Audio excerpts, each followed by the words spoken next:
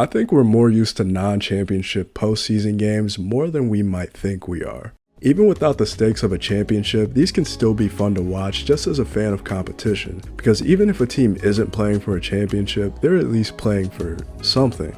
During bowl season in college football, you get a chance to compete for a new trophy in the trophy case in a relatively fun environment, while hopefully establishing some momentum for the next season after reaching a solid win total during the regular season. And in college basketball, the NIT doesn't have the same magic that March Madness brings every year, but there's still a banner to be hung in the rafters. In pro sports though, consolation games aren't typically a thing. For a lot of teams, it's championship or bust, but what has been lost a bit to history is that some NFL teams in the 1960s would find themselves playing in a game specifically for third place.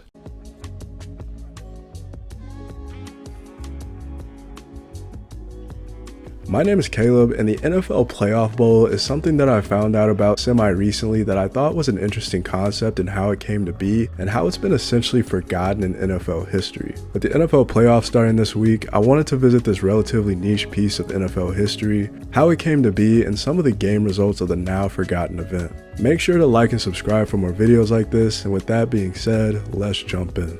In 1960, the AFL was coming off its first full season and showcased that it had potential to compete with the already established NFL that was previously thought to have a monopoly on professional football. Some of the NFL's most iconic teams now were originally AFL teams, and as those teams began to acquire all-time talent and garner loyal fan bases, the NFL needed something extra to keep the eyes on the league that came first. The AFL started with a bang, reaching a deal with NBC that would allow the league to be nationally televised throughout the season. The NFL's only nationally televised game during their season was the championship game, with the regular season being broadcasted on CBS locally and regionally depending on the team. Pre-Super Bowl era NFL championships were the pinnacle of the sport at the time, and attendance and viewership were always steady. And pro sports isn't an industry that shies away from gimmicks, especially when you know there's competition that could take eyes away from your business. So in a relatively bold and, depending on who you ask, confusing move, the NFL would establish the Playoff Bowl, originally known as the Runner-Up Bowl,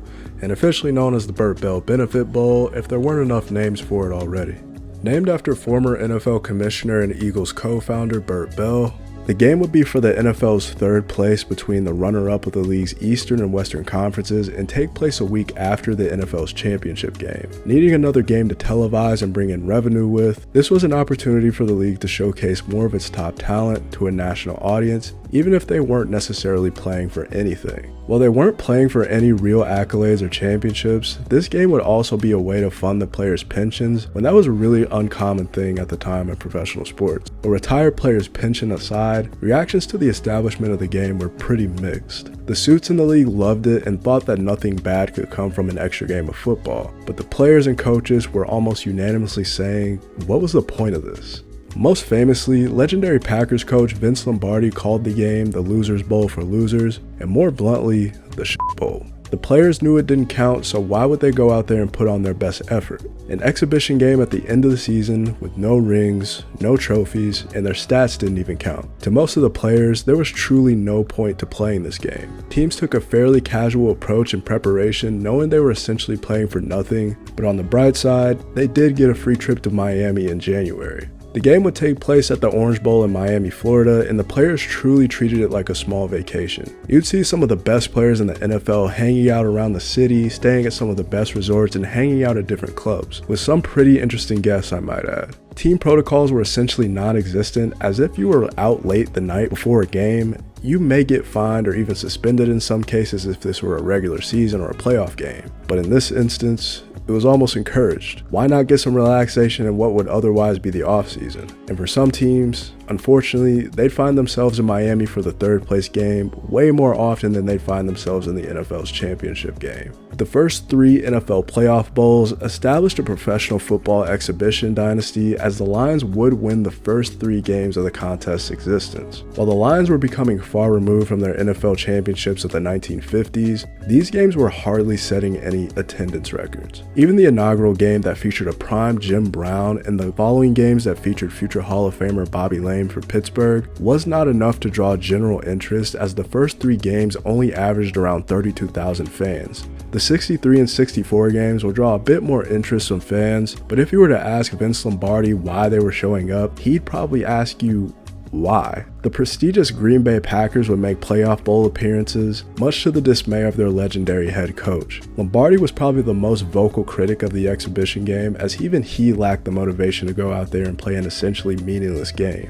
Green Bay would use this game as motivation for the next few years, as they would play and try their hardest to avoid professional football purgatory, as they'd go on to win the next 3 NFL championships from 1965 to 67. The 65 and 66 games saw its peak in attendance, as 65,000 people showed up to the Orange Bowl to watch the Johnny Unitas-led Baltimore Colts win back-to-back playoff bowls. But in 1966 and 67, the game's true fall off would begin to become more evident. The AFL-NFL merger would bring the two leagues together, adding more teams, and the establishment of the Super Bowl meant little to no incentive for the playoff bowl, where it hardly had any to begin with. And Miami was getting their own team, because with the Dolphins being established in 1966, any interest that anyone had in the playoff bowl was gone and given to the newest Floridian football team, who would begin playing their games at the Orange Bowl as well. As the Dolphins exploded in popularity, the playoff bowl did the opposite. The game saw a record low of 23,000 attendees in 1969, and in the last game in 1970,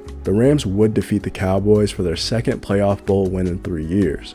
As the AFL-NFL merger was completed in 1970, the league decided to end the wildly unpopular playoff bowl after playing a game each year of the 1960s decade. And what was essentially a gimmick gone wrong, there was no pride in the game, no tradition, and no excitement surrounding a meaningless game played between the end of the playoffs and the championship, and later in the decade, the Super Bowl. The Lions, despite being the second losingest team in league history, ironically holds the distinction of the winningest team in playoff bowl history, going 3-0 in the game's 10-year existence. All-Pro defensive tackle Roger Brown sort of became the face of the game, as not only did he appear in the first 3 playoff bowls with the Lions, but would go on to appear in 2 more later in the decade with the Los Angeles Rams, bringing his individual playoff bowl wins to 5. Despite the game featuring some of the best players ever during their primes, this game has ultimately been forgotten in the larger NFL lore. Nowadays, these games count in the history books the same as preseason games. No official stats, no official wins, no official losses. They were truly just exhibitions. I can only imagine how much pushback a playoff bowl type game would be today, and I genuinely think players would probably boycott playing a meaningless game for third place that doesn't even count for anything. I guess on paper there would be some solid matchups for more recent AFC and NFC runner-ups. Like last year, the hypothetical playoff bowl matchup would have been the Lions and Ravens, 2 of the most fun teams to watch in the NFL over the last few seasons or so. But I think that the playoff bowl and everything that came with it is better off as a relic of the past and what was ultimately a failed experiment. Let me know in the comments what you think about the playoff bowl and what other matchups from NFL history after the game ended could have made this maybe a more exciting event. My name is Caleb. If you want to support the channel, please like and subscribe, and I'll catch you on the next one.